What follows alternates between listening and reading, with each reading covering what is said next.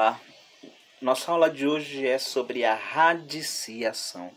A radiciação ela é a operação inversa da potenciação. Aqui nós temos, por exemplo, a raiz de A elevado a N. É um exemplo de radiciação. As partes de uma radiciação são o seguinte. Aqui dentro nós temos o índice.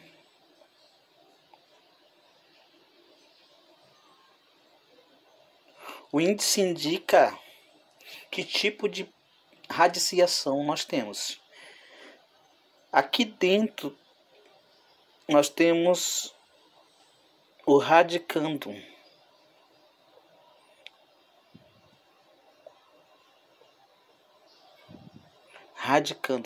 radicando é tudo que fica dentro deste símbolo, desse sinal chamado sinal do radical.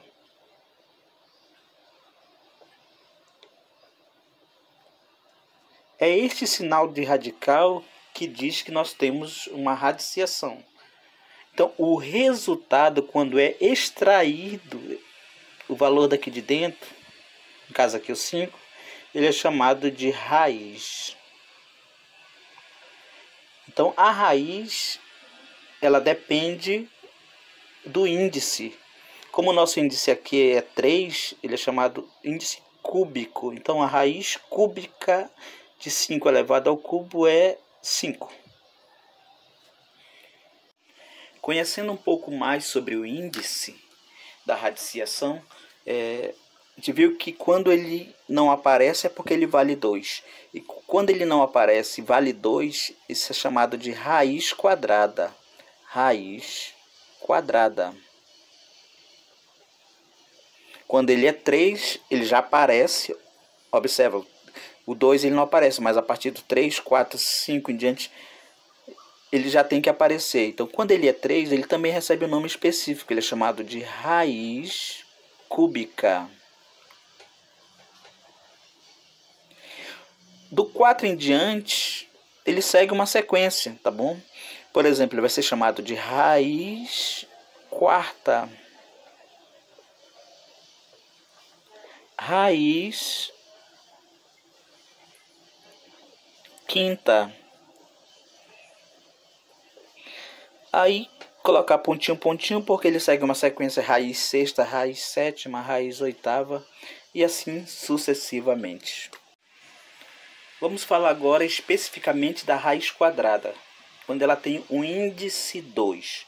Então, quando ela tem o índice 2, a gente viu que o índice não aparece, mas vocês precisam saber que o índice dela vale 2, tá bom?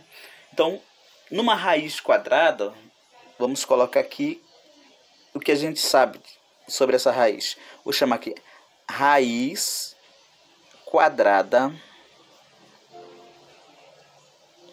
exata. A raiz quadrada exata é aquela que tem o resultado inteiro.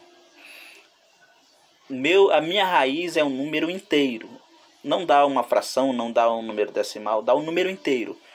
Tá bom? Então, entre elas nós temos a raiz quadrada de 0. A raiz quadrada de 0 vai ser o próprio zero. Eu vou fazer uma relação com a potenciação para ficar melhor. A raiz quadrada de 0 é 0, porque 0 elevado ao quadrado é igual a 0. Bom. Raiz quadrada de 1. Raiz quadrada de 1 também dá 1, porque 1 elevado ao quadrado dá 1. Raiz quadrada de 4. A raiz quadrada de 4 dá 2, porque 2 elevado ao quadrado é igual a 4. Raiz quadrada de 25. Raiz quadrada de 25 é 5, porque 5 elevado ao quadrado é igual a 25. Raiz quadrada de 36. A raiz quadrada de 36 é 6, porque 6 elevado ao quadrado é igual a 36. Raiz quadrada de 49. Raiz quadrada de 49 é igual a 7, porque 7 elevado ao quadrado é igual a 49. A raiz quadrada de 64. A raiz quadrada de 64 é 8, porque 8 elevado ao quadrado dá 64. Raiz quadrada de 81 é igual a 9, porque 9 elevado ao quadrado é igual a 81. Raiz quadrada de 100